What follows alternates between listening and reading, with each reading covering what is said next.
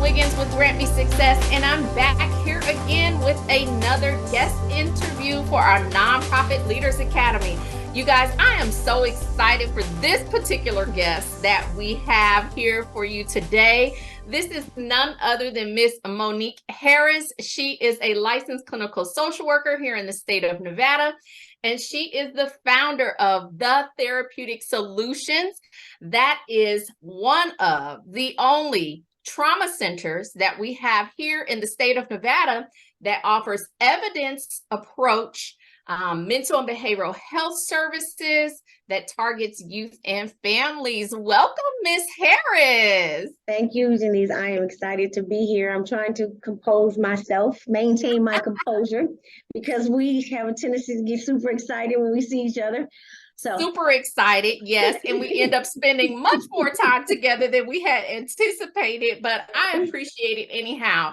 You guys, I just want to let you know, so I had the opportunity to meet this beautiful woman, this wonderful soul, this giver, this advocate in our community many years ago. I mean, if I say it was 15 years ago, that might be too short.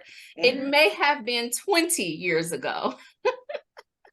Not quite 20, but close. Very close. Getting there. And we came across each other because you were just doing some wonderful and awesome things in the community. And I'm sure that with both of us being social workers, we were probably networking in some similar circles. I feel like perhaps the Association of Black Social Workers may have brought us together as I think about it.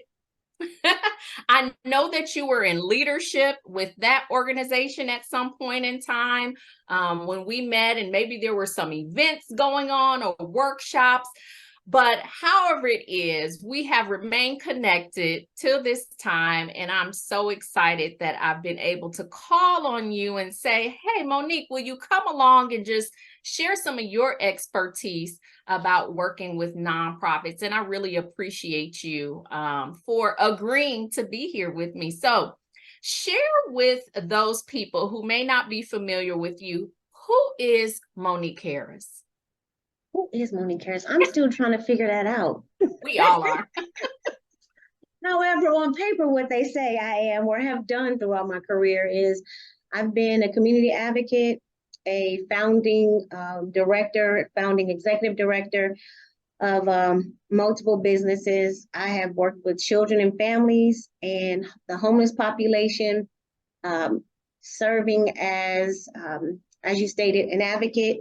As I stated, an advocate for them, as well as a program developer for them.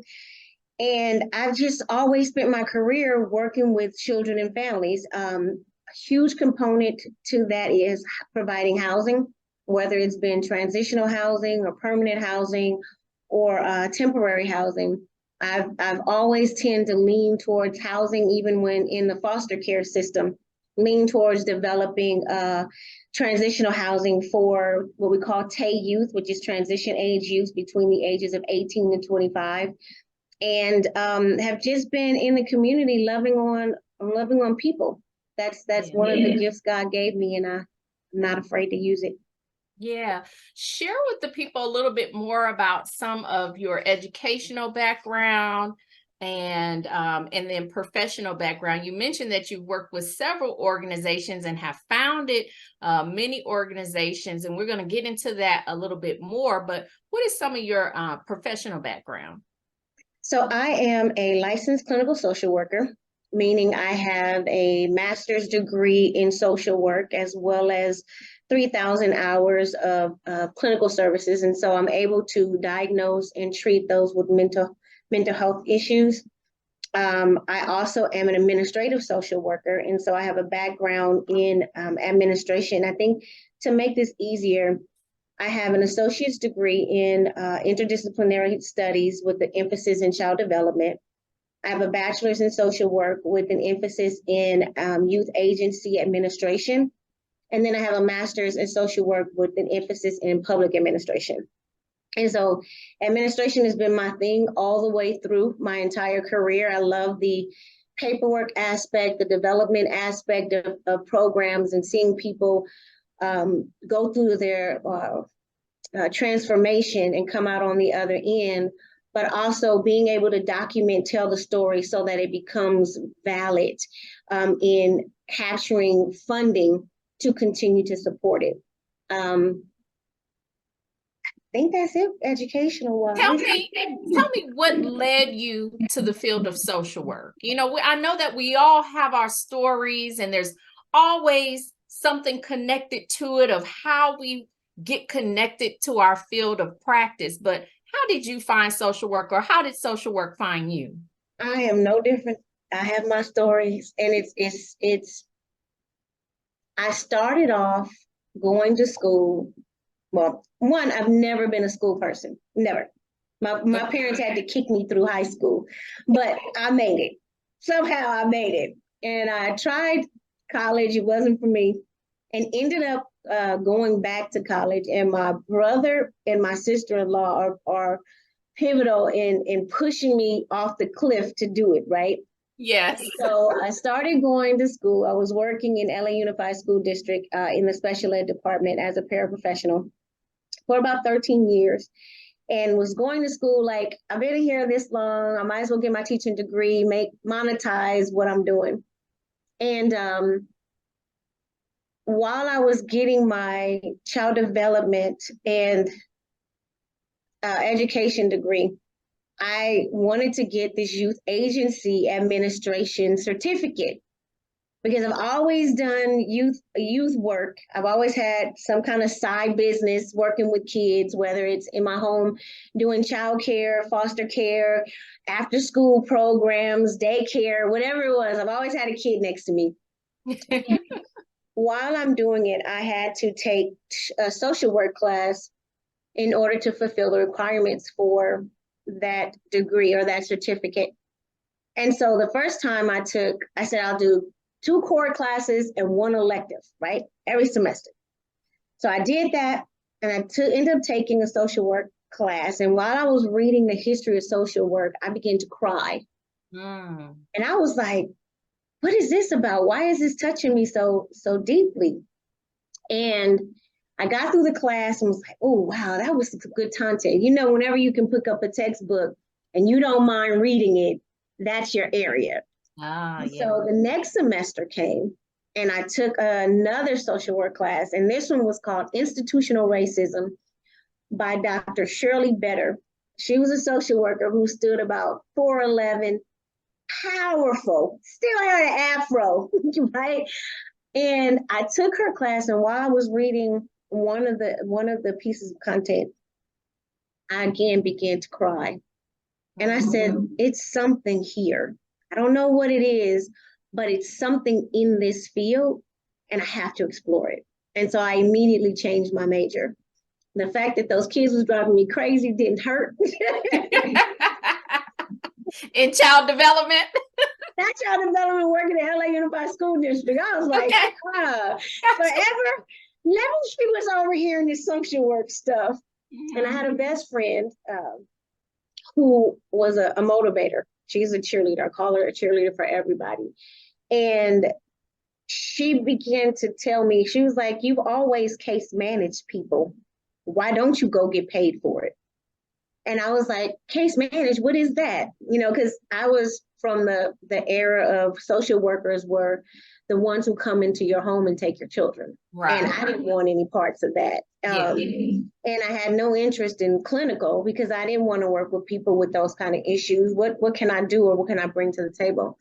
And so going through my bachelor's degree program, emphasizing on, it was a culturally based program. And so it really broke down the different cultures. And I learned a lot about my own culture. And it just stuck. It was something that I did not mind reading. I didn't mind going home and doing my homework. I wanted to be excellent in that. And then it just spiraled from there. And when I moved to Nevada to go to the master's program, because again, I was trying to hurry up and get out of school. And so I was like, there's a master's program in Nevada for 1 year. I can get the pinnacle of this career in 1 year. Let me go, and then I'll come home every weekend. Okay. Okay. God said not so. And so I tried everything I could to rent my house out, to lease the house out, to temporarily go on a sabbatical from my job in case things didn't work out. He closed every door, and Wow. I had to sell the house. And I would tell you the story about the house, but it's too ironic. We're gonna have to do a part two. We'll have to do a part two. Have you come back? Like how did you make it through, right? How Right. did you make it past the challenges? How did you make it past the adversities? I know that we all have those stories. So with your educational background, and how did you find the nonprofit sector? Because some people, after they get a social work degree, they go to work for the government, right? Or potentially you could end up working in the for-profit sector. But how did you find the nonprofit sector? Because I believe I'm a rebel. Mm, I cannot do bureaucracy. Never could. mm, I have always been the one that's like, how do we make this happen? Don't mhm. tell me what the rules are. Don't tell me what the eligibility is. Tell me what we need to make this happen. And I never wanted to be the person who had to deny you because you made $1 over what the eligibility requirement is. And so I've always been just that one that's like, no, you're not doing this right. Or let's do this. Or how do you leave this segment of people out of services? Let's develop it. Let's create it. If it doesn't exist, create it. Make it happen. We're change agents. That's what we do. And so that's kind of been my career. That's how Southern Nevada Children First was started. It spun out of a need. I had been working in a community organization, Nevada Partnership for Homeless Youth, and working with that agency, very powerful agency, politically as well as community wise. I kept seeing over and over that there were no programs for teenage mothers or mothers with their children. And if a teen went into a program and asked for help, they would say, we can help you, but you have to find somewhere to send the baby. It didn't make sense. You're creating separation and boundary, barriers for this person getting help to stay together? Mhm. No. Yeah. And so I began the paperwork for, again, administration, my thing, begin the paperwork to develop a youth agency. And I wasn't quite sure what was going to come out of it. I just knew that it was ugly. Originally, I was going to establish a foster care agency in order to provide housing for that population, but under the foster care branch. But every door I went through, it was a no-go. They either didn't have regulations around it, so they couldn't help advise me, or there were no programs that had done it before, so there was no regulations around it. There were no policies around it. And so I ran into one of the community members, Tony Mims, very active in the community, awesome lady.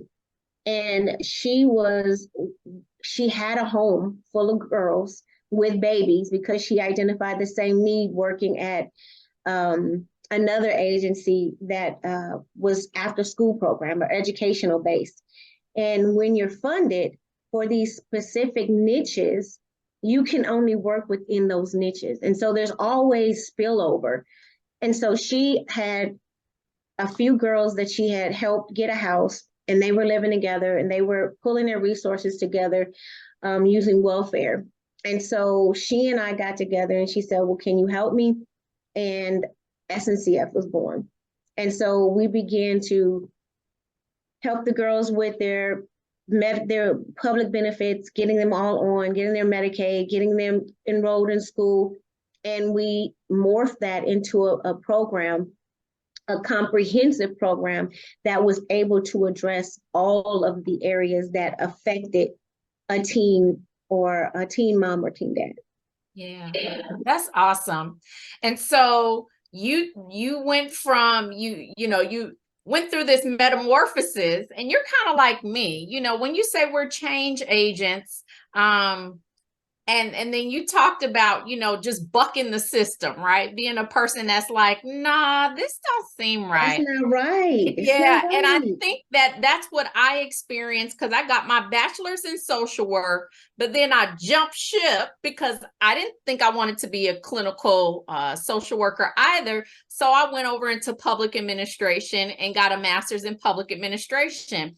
And I think I did that because I always knew, like, okay, I'm okay with providing direct services and case management. That's good. But I question some of these policies. So who's writing the policy? And Okay. when I learned that it were public administrators, because I was working primarily in government agencies, I was looking at their degrees and I said, well, let's go and get the degree they have. And let me go and learn what they know so that I can help to perhaps make some change in these policy areas, because some of the policies, like you said, if a person is $1 over, it just wasn't quite making sense, because the person who is making $1,300 a month, the living condition that they have is not any different from the person making 1,301 per month, right? And so I was similarly questioning, or I was like the defiant social worker that was like, yeah, nah, something's not right here. So I can definitely appreciate, and your story resonates with me so much. So as the founder of Southern Nevada Children's First, what type of, it sounds like you had some support there from people who, or from a network of people who were also involved and engaged in this work with teen either mothers or fathers. Was there any type of lack of support, or were there challenges that you faced in founding Southern Nevada Children's First? So when you speak of support, I think we all have support regardless, right? Just like kind of like the term resources. Resources, people can think of what they are, which most people think of financial resources when they speak of resourcing, but resources are in every area across the board. And that's what we had.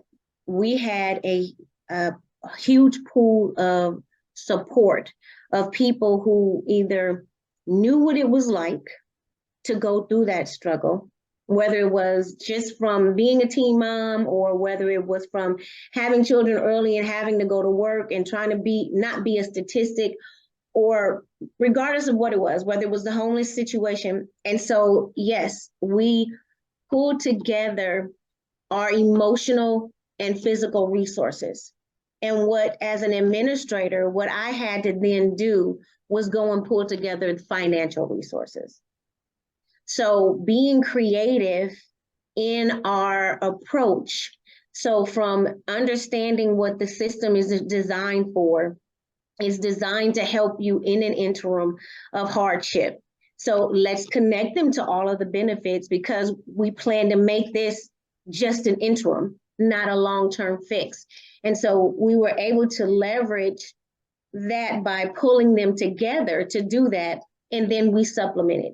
So I used my retirement as well as proceeds from selling my home in California in order to fund wherever their benefits fell short. Wow. So that's how we got that off the ground. Yeah. Were there people who cautioned you to do that?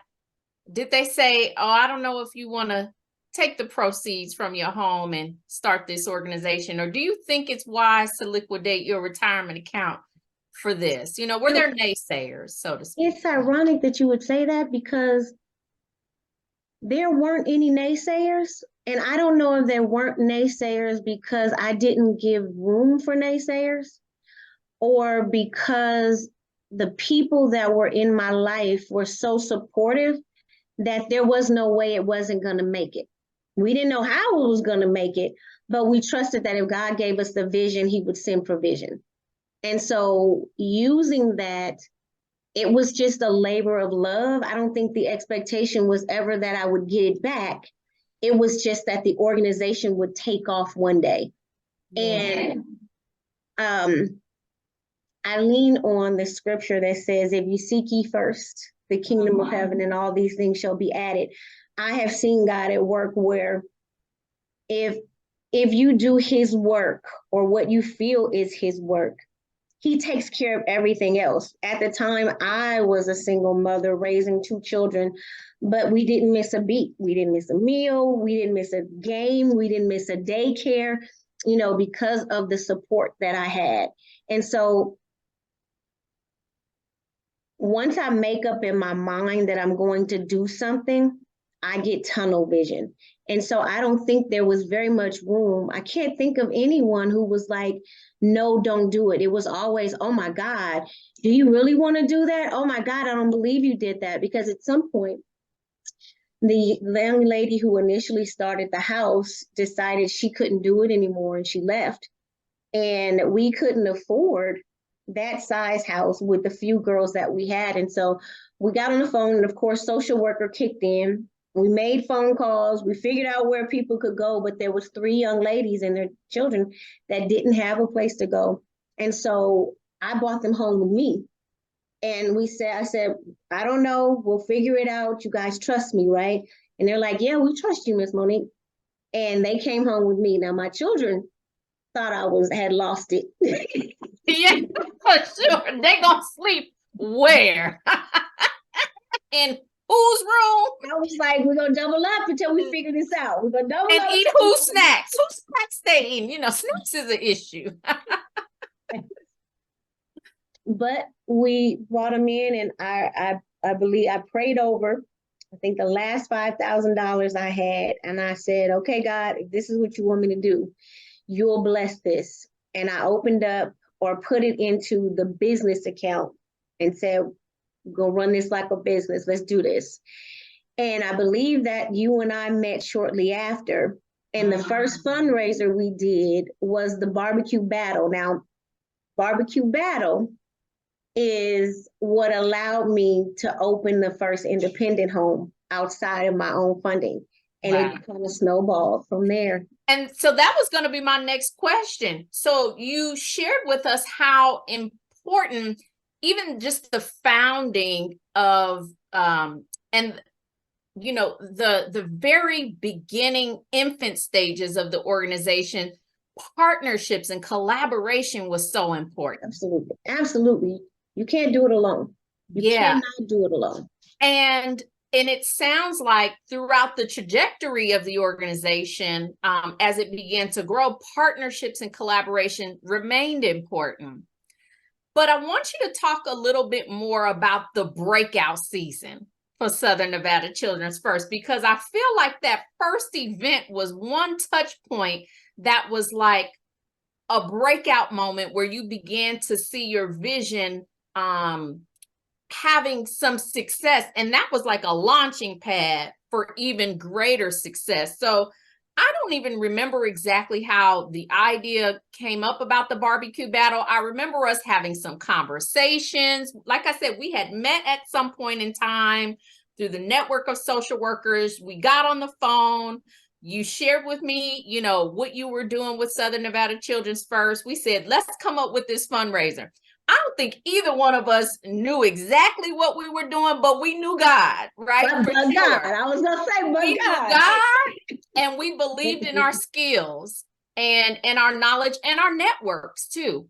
And so the barbecue battle, I think that you had some awesome connections already with some other venues, right? Because I remember it being hosted at a local nonprofit organization that you had connection with. So the venue was set, and then you connected with a nationally renowned chef to get on board. And then we were just like, let's sell some tickets and get some vendors. Let's see what happens. And let's see what happens. You invited the news. I remember the news showing up and you being highlighted, and people just came out. People came out. If I can recall, there had to at least be about 150 to 200 people that came out, if I can remember. It was huge. I mean, even prime time, like one of the local radio host just was giving us free airtime to host to talk about, not to talk about it, but to sell tickets to the To event. promote, To yeah, promote, yeah, I yes, that's what remember I was that. looking for. To promote the event, and then was there, on and off the mic, and as well as the news media coming in. What that event did was it gave us presence in the community, that this is what we're here doing. These are the lives that we're changing and how we're changing them. And this is the impact that your support has. So imagine if you can come and all you can eat barbecue for, I think it was what, $20, $25? Yeah. Could make an impact on someone's lives. Imagine what you could do if you had 50, or if you were to support the organization moving forward. Yep. Because $1 from 50 people is the same as $50 from one person. And so I saw it like that. And there's another quote that I was governing myself by, that everyone is a potential donor. Everyone you speak to is a potential donor. And if you speak to them and treat them as such, not saying if you treat them as such, then the respect, the care, and the compassion will come along as a byproduct of it. So even if they're not supporting you financially, if they're supporting you with their time is more valuable than dollars anyway. If they're supporting you with their network, it becomes a web or a network of people and supporters that gets way bigger than you. Yeah. And what I appreciated about that event is that your organization was able to leverage money from several different angles, right? So you had vendors, then you had ticket sales, you had sponsors, right? So the event was able to be very prosperous. I mean, I think you guys raised like $10,000 or more, right? It was you doubled. almost 10, almost 10. Doubled your 5,000, yes. That you had, that you said, okay, this is my last God, and I'm giving it to you, and I'm going to trust you. And so that was kind of like the breakout season and breakout moment for Southern Nevada Children's First. And then you guys went on to do some really awesome and greater and bigger things. And I remember events being a key fundraising opportunity for you all. What was the next event, or can you recall about how I remember that just being a key strategy, that hosting these key events were a key fundraising strategy for Southern Nevada Children's First. Absolutely. And I'm trying to think, how was that? Was that the chicken before the egg, or was that the egg before the chicken? Because I knew we needed money to do what we did. And as an educated administrator, we're taught grant writing. We're taught that you do fundraising, but the depth and the breadth of fundraising is not gone into at school. And so I knew I had to write grants. And so a rule of thumb with grant is you apply for 10 and hope for 2. There you go. And so we were working on that. And because fundraising was so important, I had to be creative in fundraising. And so, like I said, your network is your donor base. And so anyone who knew someone that had a restaurant, let's do a night that half the proceeds come to Southern Nevada Children First. That's one, getting awareness out that we're there and that the community can trust us with their money. But 2, it's also bringing money in the door. Another thing is, the more media exposure you get or you have, the more credibility it gives the organization, because they're not going to just put anyone on camera and say that this is an organization doing good things unless they are doing good things. And so again, when you go to ask for money, you have credibility and proven track record that you're going to manage that properly and you're doing the right thing. So we were just candy bars. I think we had candy bars, but of course I have to have my flair on it. So we had to rewrap them with, our company logo, because again, We're branding. We're getting the fact that we're out here doing this. We don't want you to take the candy bar, eat it, and forget about us. We want you to take the candy bar, drop the wrapper in your car. So hopefully when you pick it up to clean it, we had 2 or 3 touch points with you with that, with our logo. So just things like that. We partnered with different restaurants. If someone in the network had someone that was a business owner, we would ask them if they would be willing to just allow us to maybe host an event there. I think we did the kidnapping for a cause with the pub that was in the I want to say the Lexor. One of the board members had a friend who owned a pub, and he allowed us to just kind of create it and change it into a phone bank for 3 hours or 4 hours, where we sit out in front and wrap people up like they were kidnapped, and they had to make phone calls to their network and ask them to donate some money to get them out. Oh, that's real creative. See, Yeah. now you dropping jewels. You dropping jewels. I hope you guys are picking up these jewels, because Miss Monique has just taught us about fundraising, about public relations, and about marketing, all in that one little snippet, and how they all work together. And you said that's even before you get to the grant writing, or as you're working on the grant writing, because that helps to build content for the narrative portions of your grants, to say, here's what we're doing. We're doing this, we're doing that, we're doing this. And also, oftentimes, grant funders don't want to be the sole 100% source from which you're getting funding. So if you're able to say, oh, we have match dollars because we also do fundraising, we do phone banking, we're doing these events, we have sponsors, then that's going to help the organization as a grant applicant to look much better than some other applicants that are relying on the grant 100%. True. So let me just interject this here, because the statement you just made could be misconstrued in 2 ways. And I want to make sure that your audience is clear. Yep. When you made the statement that you say or express, we have match dollars, don't go into a grant telling them that unless they ask you for it. Absolutely. Yeah. Yes. So if Because they we have a need, there is a need. You still want you want it to be known that there's still a need. Gotcha. You can definitely compete because you do have match dollars. But when you write or apply for a grant, you want to apply based on your performance, your outcomes, and the need.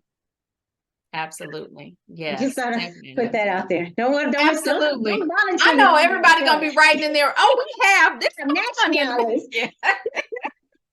No, I don't.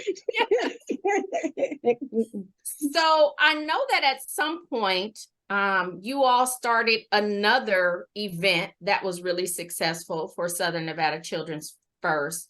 Talk about Artfully Sweet and what that event was and how that event turned out to be such a success for the organization. So again, through networking and branding, I ran into a person in the community who wanted to volunteer somewhere. And she had been calling around, and none of the larger agencies returned her call. And I guess I should say, look at God. Mm-hmm. Mm-hmm. And so I returned her call because we were a very small agency. I returned her call. She came by the house, did a tour, told her what we were doing. She met some of the girls and she fell in love with us. At the time, we were working out of the garage. So the girls would sleep upstairs. We were in the garage trying to get this thing going, doing the administration aspect of it. And when we got connected with her, her network was Cirque du Soleil. And so having her as part of the volunteers for our program allowed us to develop a fundraiser and to be able to pull together a group of people at a higher level that wanted to give back, but may or may not have wanted to give their money, but they had their talent. And so they used their talent to leverage the money that we needed to raise. And so she came up with an idea, and it just kind of morphed into well, how can we turn confections and art into something beautiful? And then one of her friends had a house in the Ridges, and she said, we were getting ready to sell it, but before we sell it, we have always wanted to do something in the house. And so she was like, I would donate my house to allow you guys to give this event. And then she reached out to Cirque. Her husband was actually a performer in Cirque. And he reached out to his friends in the different branches of Cirque, and they agreed to pull some acts together. And they did this for about 3 or 4 years. We had talent from Mystere, and talent from O, and talent from Le Rev, and talent from a lot of different places each year over the years. And then artists, some of the actual performers were artists as well. And so they were able to highlight their art as people walked around. And then we had a segment where we were able to allow the artists to perform for us at the same time. So again, during this fundraiser, there's multiple streams of income coming in. So you have your ticket sales, you have your vendor sales, you have your donations, and you have your, quite a few companies also started with us. I had the pleasure of meeting Betsy, what's her name? Betsy? Does she make purses? Yes, she makes clothing. Betsy Johnson. Betsy Johnson. Wow, love her. Such a creative artist. Yeah. The Skinny Girls, when they were getting started, they used us as a vendor location, and as well as a couple of water companies used us as vendor location. So it was kind of a win-win. As a developer and as a leader, I try to create win-wins, because when everyone feels like they walk away with an advantage, everyone doesn't mind coming back to support, or no one feels slighted. And so always thinking of, how do we win? How do you win? How do we leverage what you have and you leverage what we have, so that everybody comes out as a winner? That is awesome. That is awesome. I want for our leaders who are watching this to really pick up these jewels and listen to the development piece, the program, the fundraising, the ideas, and how all of these pieces begin to come together, because you were just so willing to like you say, return the phone calls, to accept the help, to believe, to go forward and actually take action on these ideas, right? I think that a lot of founders or a lot of organizations and leaders, they come up with great ideas, but because maybe they say, well, we don't have the resources, then they just don't do it, And you create the resources. I have never had a budget. That's the first question everybody asks. Well, what is your budget? I don't have one. Tell me what we need. What do we need, right? Because even if I don't have the money for it, it doesn't mean I can't get the resource. So if we need 1 million cups, let me reach out to the cup company. I don't have to have money to reach out to the cup company. If we need dresses, I don't have to have money to buy dresses. We can reach out to Walmart, or we can reach out to Target, or we can reach out to, tell me what we need. And it's my job to go out and do the work to bring that back. Don't let me tell you what I have, and then you tell me how you can get that. That I operate backwards. And I drive so many people crazy, because I know you're supposed to have a budget. But I never let the lack of financial resources stop something from coming to fruition. Yeah, that's awesome. And God has never failed me yet. Never. And I know that Southern Nevada Children's First went on to have some other and greater successes. And like I said, we're going to have to do a part 2 for this. But I think that what we can share in the limited time that we have is that Southern Nevada Children's First went on to get its own location, not just have the one home, but get, how many square feet location was it? So we ended up getting 30 scattered site houses. a 20,000 square foot building that we were able to compartmentalize to provide multiple programming, and a fleet of vehicles to help transport the clients, and a truck to help pick up donations. Wow. And so the programming component became so important. Absolutely. And just last week, no, this week, we discussed program development. And so you started out Southern Nevada Children's First with maybe like one or two programs, right? It was to provide housing. One program. Yeah. But then you began to develop things. And so how many programs, or what other programs did you eventually add on at Southern Nevada Children's First? I think we ended up adding on 5 programs, but multiple funding sources within each of those programs. Yep. And so again, it's based on the need, because you don't want to create programs based on funding.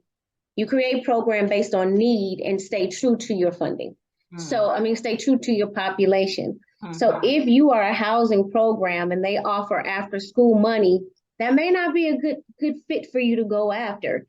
But if you're a housing program and you see that mental health is impacting or impeding them from being housed, now that makes sense. Let's develop, how can we help them with their mental health? Just like workforce development, how can we help you get into the workforce so that you can afford the house that we're trying to put you in? So it kind of spun out of that. And it was, we need to educate you or help you finish high school so that you can get a job. That's a program. We need to help you train so that once you get out of high school, you can get into the workforce and keep a job.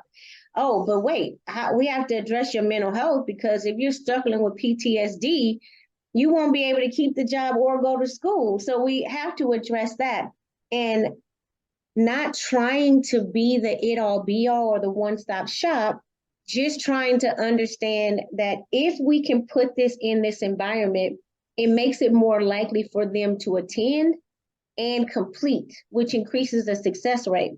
But we've always partnered with every program we had for them to do what they're good at, and we did what we were good at. So we would work with them with education and help them with their schoolwork, but we partnered with the adult school.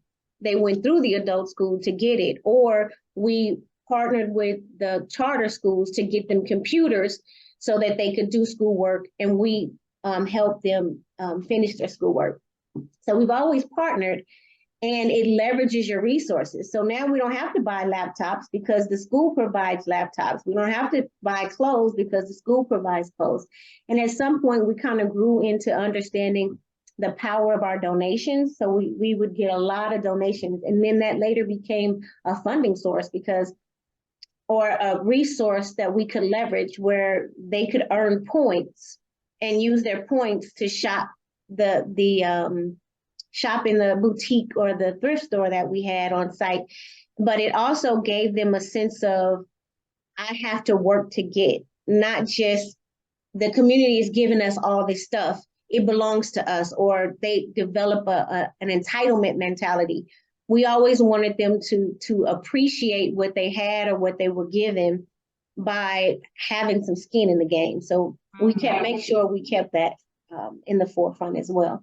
That's awesome. So I understand that you added on programmatic pieces that address the needs of the population that you were already serving. Yes. You didn't try to jump from funding source to funding source because you saw, oh, this grant is available or that grant is available.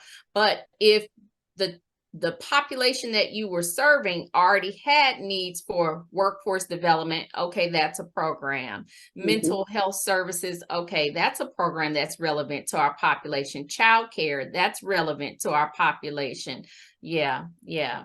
And so I think that is so important for organizations to understand that as they are looking for funding sources and looking to grow their programs, to make sure that they're not hopping from one mission to the next, or this mission drift, going this way because the funding is going this way. Like all of a sudden, I know that there was a lot of COVID money that was available, but all of a sudden you saw many programs because money was there for either vaccine education or public health education. You started seeing a lot of organizations veer off towards public health, and I'm going, but you're not a public health organization. Who are you hiring? You know, or you're going to have to retrain your staff in some capacity to work in this public health sector now. So I appreciate what you're saying about being aware, having the awareness that your programs needed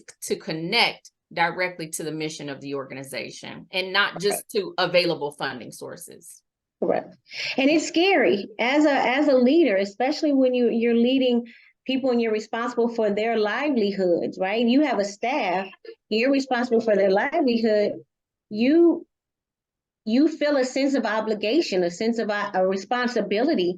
And so sometimes it feels like it's easier to jump lanes or make this new money fit, but it doesn't last long. The money doesn't last long. The political climate always will shift.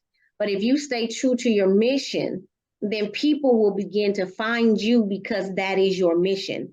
So we were at the height, or we started at the height of maternity group homes.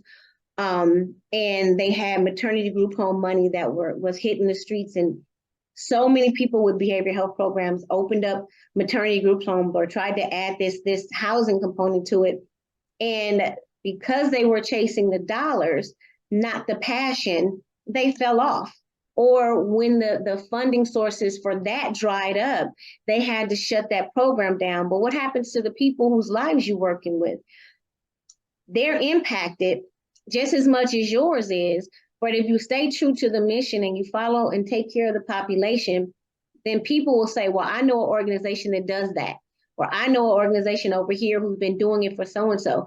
Then they will begin to drive resources to you, and you won't have to look for them as hard. Yeah.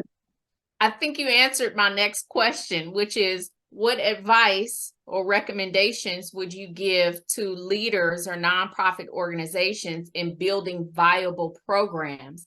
And I think that this conversation here has answered that for sure. Mm-hmm. What surprises did you have as a nonprofit leader? Like, did anything surprise you? Yes.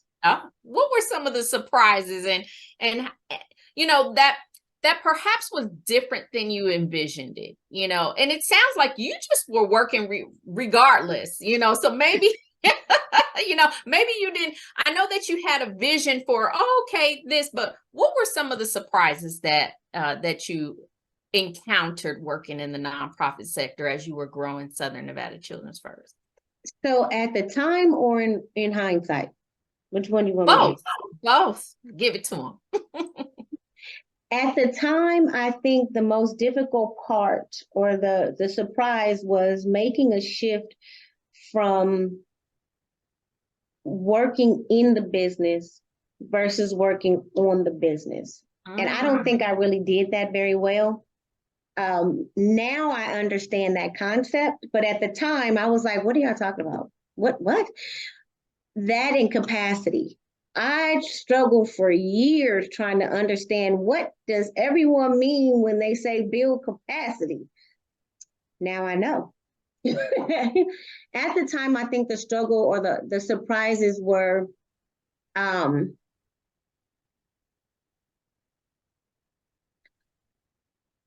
think I just have to say this. The thing that comes to mind for me was the fight. It's a constant fight. It's not as easy as I exit school, I write a grant, they give me money. It's a fight. And that's what just keeps resonating. Like, you have to fight the clients to do the work right? Come, participate, do what you're supposed to do. And then you have to fight the donors to give you the money. Then you have to fight the politicians so that the politicians think that your cause is worthy enough to vote money in time to. So there's just this constant battle or fight that's there in nonprofit. Yeah, that's good. That's good. That is so good because that is something that I hear. And you know, you alluded to a couple of scriptures earlier, and one that comes to mind for me is don't get weary in well Due doing. season. Mhm. Right. Yeah, because people get tired, you know, and this is a field of work when you're giving and pushing. You can get tired of all the good that you're doing. You know, you're like, what is this for? Is it ever gonna happen? You know, but then you have those breakout moments and those breakout seasons, and then it's like, oh, this is what it was all for. This is what it was all for. It took 3 years to get here, 5 years to get here, 7 years to get here, but whew, we have finally gotten here. So, what advice, just kind of wrapping up and summing up, what Okay. advice would you give to nonprofit leaders that haven't yet seen the level of success that they're anticipating and hoping for and have envisioned? Have a vision and write it down and go after it.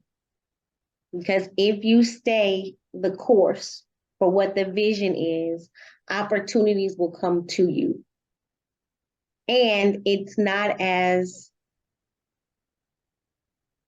a clinician, I understand what anxiety feels like. And so you have this pressure and this anxiety of, am I going the right way? Do I make the right decision? And you're constantly internally moving 100 miles an hour. Where if I know my goal is $10,000 this year, and I've written down $10,000 as my goal.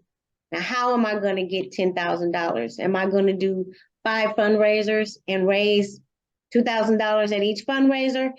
I hope I did the math right on that too. Yeah. You did it. Or am I going to do a drive and ask for 10,000 people or 2,000 people to give me $1? Like, what's my audience, right? What level of people do I have access to? And how can I maximize them? So if I'm going to develop a program this year, what is that program going to look like? What pieces do I need for that program? Where do I find funding? How much funding do I need for that program? How am I going to get it? If you have those things, every meeting you go to, that's the conversation. That's the ask. That's the goal. I know I need to walk out of this meeting with access to diapers. And so as I'm talking, you're going to hear someone in the crowd say something about diapers. Ding, ding, ding, ding, ding, ding. Hey, you know, because that's the goal. That's what you are shooting for. It's kind of like the law of attraction, right? The thing that you think about, the thing that you feel and you need is going to be attracted to you. But if you're trying to get everything but the kitchen sink, then you're going to miss everything, including the kitchen sink. Yeah, so even starting out the year with that needs list, right? That, okay, I know my clients are going to need this, like write it all down. Put that on your website and say our clients need these type of items. That way, when people are going onto your website and they're looking and they're saying, okay, maybe I can't give a huge cash donation, but maybe I do have access to diapers or formula or wipes. Guess what? I know somebody, you know, and even someone who's those items. Even someone who's growing out of it. I just had a child who's potty trained. I have a half a case of diapers. I know who needs it, but it also gives your staff knowing what the organization needs. And so they can then help you get those resources because they know. And then they can tell a friend. It's like alpha beta. Tell a friend. That is so awesome and so key, Monique, because I think that oftentimes boards and executive directors and administrators take on that responsibility and say, we're the fundraisers, we're responsible for fundraising. But I think that when the entire staff and volunteers and board, everybody understands that we all subscribe to the mission of this organization, then there's an onus on all of us.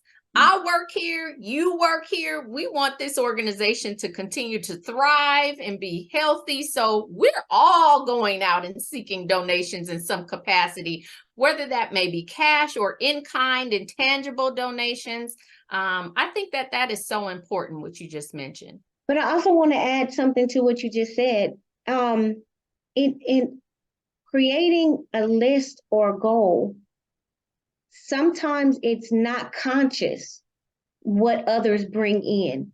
It's unconscious because they know that there's a need. So even if your staff is not fundraising, or you have a board member who's just not a fundraiser, but they may be an attorney, or they're just not a fundraiser but they bring something else to the board, just by them knowing what the need or the goal is, they're going to contribute to it as a byproduct of knowing about it. Mm-hmm. Even if it's not a conscious or a purpose effort, unconsciously, it happens. Yeah, that's awesome. Well, Miss Monique Harris. Yes, ma'am. Thank you so much for sharing your wealth of knowledge with us, of sharing about how you really took an organization from the very beginning, you know, and many years to getting to a level of success where I know that it blessed so many people and helped to enrich so many lives. And there are so many clients that I know that are forever grateful for the work that you did with Southern Nevada Children's First. We thank you. I thank you from the bottom of our heart. And we'll just have to do a part 2, I'm sure, at some point in time, because I know that this isn't everything, but it definitely gives leaders a direction and some guidance to be able to say, okay, how do I go from point A to point B, C, and D, and beyond? I hope it was useful information. And thank you for having me, Janise. I appreciate it. I'm honored. You're welcome. You're welcome. Thank you, my friend. Okay, you guys, thank you so much for joining in with us for another episode of our Nonprofit Leaders Academy, where we invite guests here. If you guys enjoyed this video, go ahead and like the video. Drop in your comment if you have any comments or questions for our guests, and we'll continue to monitor those for you all and reach back out to you. All right, you guys, have a great day. Bye-bye.